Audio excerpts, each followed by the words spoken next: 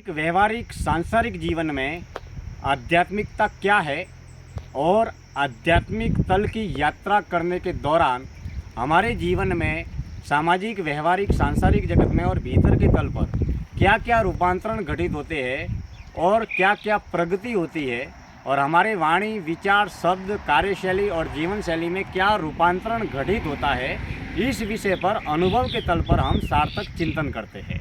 सबसे पहले आध्यात्मिकता है क्या? आध्यात्म का मतलब है खुद से जुड़ना, अपने मन से जुड़ना, अपने देह से जुड़ना, अपने प्राण से जुड़ना, अपनी चेतना से जुड़ना। और यह सब जुड़ाव तब होता है जब हम भीतर की यात्रा तय करते हैं। और भीतर की यात्रा मौन साधना के माध्यम से होती है, ध्यान साधना के माध्यम से होती है, एकांत साधना के माध्यम से होती है और होश की यात्रा के जरिए होती है। जब हम दैनिक व्यवहारिक सांसारिक जगत में जितने भी कर्म करते हैं, मनसा वाचा कर्मणा, विचारों के माध्यम से, वाणी के माध्यम से और क्रियाओं के माध्यम से जितने भी 3 तरीके के कर्म घटित होते हैं, उसे हम जागरूक रहकर, सजग रहकर, होश में रहकर, वर्तमान में जीकर देखते रहते हैं, जीते रहते हैं।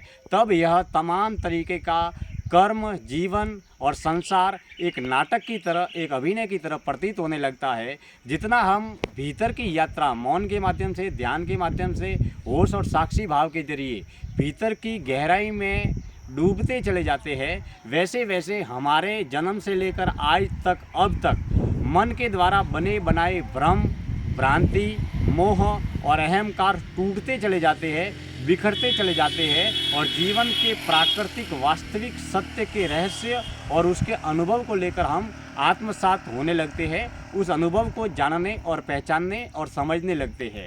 आध्यात्मिक तल पर हम अपने आप से जुड़ते हैं, अपने मन से जुड़ते हैं, अपने विचारों से जुड़ते हैं। जब हम मौन की यात्रा, ध्यान की यात्रा में भीतर की यात्रा तय करते हैं, तब हमें कोई कुछ भी प्राप्त नहीं होता। भौतिक तल पर हम अपने किए हुए कर्मों से और जिए हुए जीवन से ही जुड़ते हैं और किया हुआ कर्म और जिया हुआ जीवन ही हमारे सामने आता है। मित्रों, गहरे तल पर सोचे तो आध्यात्मिक यात्रा में भीतर के तल पर हमारा ज्ञान, हमारी प्रज्ञा, हमारी बुद्धि, हमारा समझ और हमारा अनुभव बदलता चला जाता है।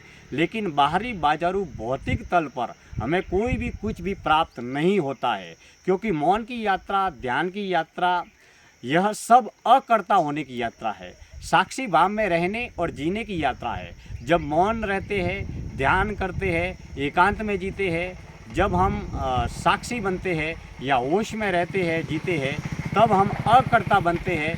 कुछ भी न करने की, कुछ भी न बनने की, कुछ भी न होने की यात्रा है। वही बाहरी बाजारू यात्रा, मैं ये हूँ, मैं वो हूँ, मैंने ये किया, मैंने वो किया, अहंकार और मोह के पोषण करने की यात्रा है। लेकिन जैसे जैसे हम भीतर की यात्रा को तय करते हैं, वैसे वैसे हम प्रबल निष्काम भाव को उपलब्ध होते हैं और मोह और अहंकार के बने हुए भ्रम भ्रांति के बंधन टूटते चले जाते हैं, बिखरते चले जाते हैं। मित्रों, जितने हम भीतर की यात्रा की ओर अग्रसर होते हैं और जितना हमारा मोह और अहंकार के बंधन टूटते या बिखरते चले जाते हैं, उतना ही हमारा कर्म, हमारा जीवन, संसार हमें मात्र एक नाटक की तरह प्रतीत होता है, जहां मात्र हम हर तरीके के कर्म या क्रिया करते रहते हैं और धीरे धीरे हमारे जीवन में तमोगुणी, तामसिक, बुरे कुकर्म जो करते हैं वो छूटते चले जाते हैं और धीरे धीरे सात्विकता का संचार होने लगता है, शुद्ध सेवाभावी जीवन को जीने लगते हैं। और आध्यात्मिक गहराई में आगे बढ़ने के लिए 2 ही सूत्र है कि हम सच्ची सेवा करें और सात्विक कर्म करें। जितना हम सच्ची सेवा को समर्पित रहेंगे और सात्विक कर्म करेंगे, उतना ही हमारा मन शांत होगा, सात्विक होगा, शुद्ध होगा। और जितना मन शांत होगा, सात्विक होगा, स्थिर होगा, उतना ही हमारे मन की स्थिरता हमें प्राप्त होगी। मन की शुद्धता, सात्विकता के जरिए मन की शांति हमें प्राप्त होगी और जितनी मन की शांति हमें प्राप्त होगी, उतना ही हम मौन की यात्रा में, ध्यान की यात्रा में और मन से मौन होकर मन से मुक्ति की यात्रा में हम आगे बढ़ते चले जाएंगे। क्योंकि मोह और अहंकार के बंधन केवल मन के हैं। सुख और दुख भी मन है, भला और बुरा भी मन है, पाप और पुण्य भी मन है, मात्र मन के विचार है। लेकिन मन को जितना हम शुद्ध सात्विक दृष्टिकोण की दिशा में जोड़ते चले जाएंगे, उतना ही मोह और अहंकार के बंधन से मुक्त होते चले जाएंगे।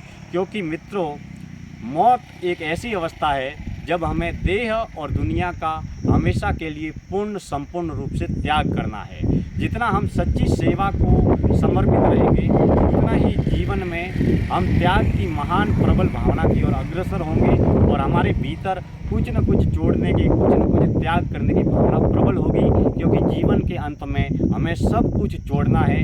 इस संसार की इस धर्मशाला में हम मात्र देह, मन और कर्म के जरिए एक अभिनय कर रहे हैं। इस अभिनय को जितना शुद्ध सात्विक सामाजिक दृष्टिकोण से बेहतर करेंगे, उतना ही हमारे जीवन की आंतरिक आध्यात्मिक ऊर्जा का एक सात्विक ऊर्जा का निर्माण होगा और वही ऊर्जा शक्ति हमारे जीवन की अगली गति तय करेगी। मित्रों, ये जीवन देह से, मन से और प्राण से बना है। हम देह के जरिए और मन के जरिए जितना हम भीतर की यात्रा को तय करेंगे, उतना ही हम जीवन को समझ पाएंगे और संसार के तमाम क्रियाकलापों को भी समझ पाएंगे। क्योंकि जीवन का निर्माण देह से बना है। अगर देह के भीतर हम खोज करेंगे या चीर-फाड़ करेंगे तो केवल हड्डियाँ मिलेगी, खून मिलेगा और तमाम तरीके की अस्थियाँ मिलेगी। और मन के भीतर अगर हम उतरेंगे तो मन के भीतर हमें मोह मिलेगा, अहंकार मिलेगा।